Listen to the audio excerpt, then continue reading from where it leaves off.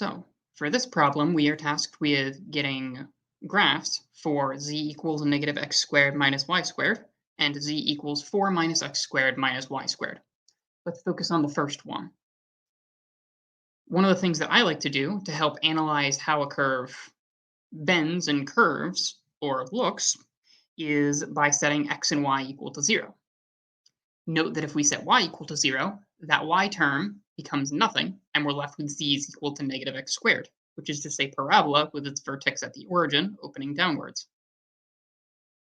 If you notice, if we set x equals 0, the same thing happens, except this time we're on the zy plane instead of the zx plane. That means we essentially have two parabolas that are perpendicular to each other, opening in the same direction. You can picture this like perhaps a thimble or an upside down cup, albeit an impractical cup because it has no flat bottom.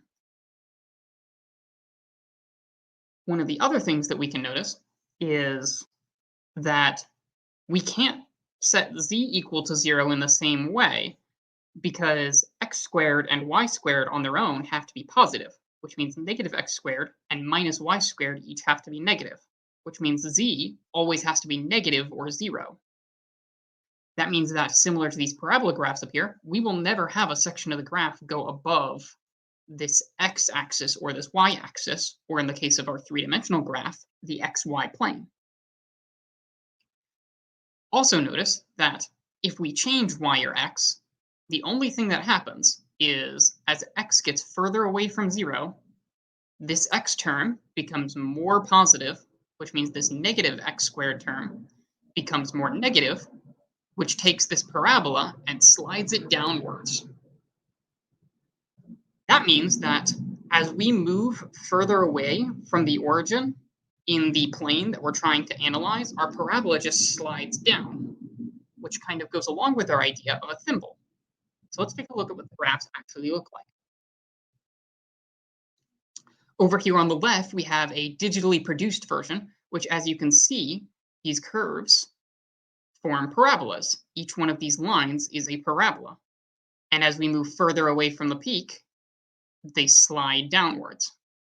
Notice that the highest point on this graph is this 0, because the vertex of this parabola is always at 0.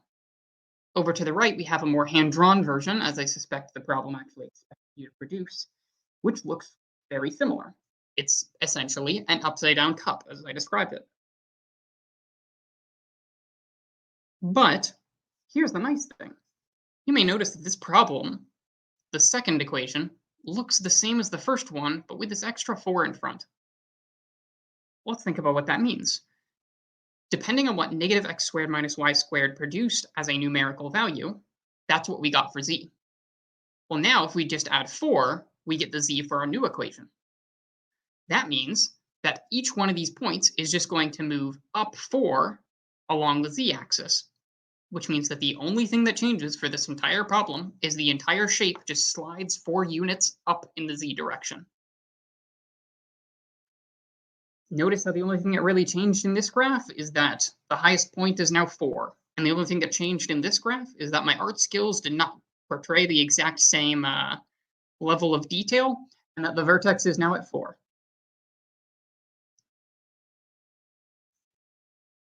I hope that helped. Have a nice day.